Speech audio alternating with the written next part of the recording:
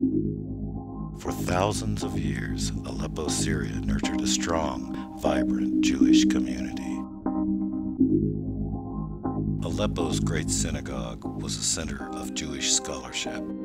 For 600 years, it housed a revered document known as the Aleppo Codex. Between 1948 and the early 2000s, Syria's Jewish population went from 30,000 to fewer than 100 in the entire country. Farewell, Aleppo, my father, my people, and their long journey home. When I was growing up, I knew that our family was from Syria, that we were Syrian Jews. Our family had some slightly different ways of observing the holidays than the other Jewish kids that we went to school with or religious school. Certainly our foods were different.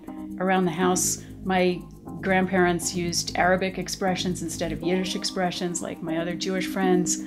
But I really didn't know much about the country that my dad grew up in.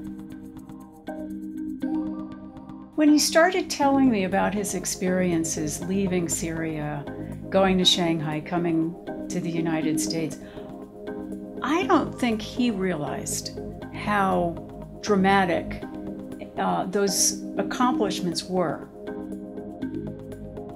My dad was in Shanghai in December of 1941 when the Japanese bombed Pearl Harbor. The day after bombing Pearl Harbor, Japanese troops marched into Shanghai and seized Shanghai, and my dad was in an occupied city for the duration of World War II. The business that he had gone there to work for, with hopes of this stepping stone to the United States, had to shut down because trade between China and the United States came to a halt. So my dad was living alone in an occupied city across the world from his family, as a 19-year-old boy that had almost never been away from home, and he had to figure out how to survive. What he says in his low-key, very characteristically dad way is he says, you never know what you can do until you have to. That's when your resources become the surviving factor.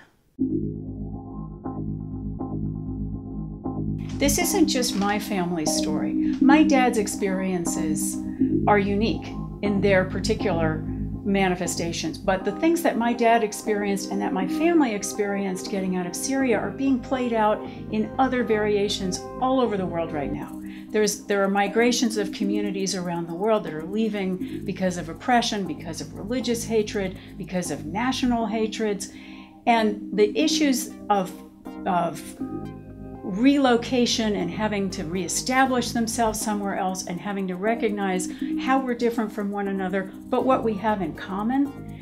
This is material we can all learn from and develop compassion for one another. That's one thing I really hope can come out of this book.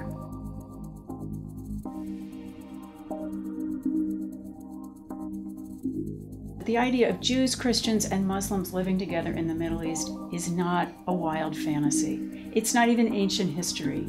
It's recent past. It's living memory.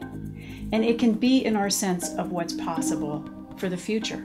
My dad left Syria barely 70 years ago, and he was going to school with Jews and Christians and Muslims in the same classroom. Men were working together in business. People lived in different neighborhoods, but they were able to live alongside one another with a respectful tolerance that seems unimaginable today. I want us to be able to imagine that. I want that to be in our sense of what's possible. Farewell, Aleppo is the story of one family, many peoples, and one world.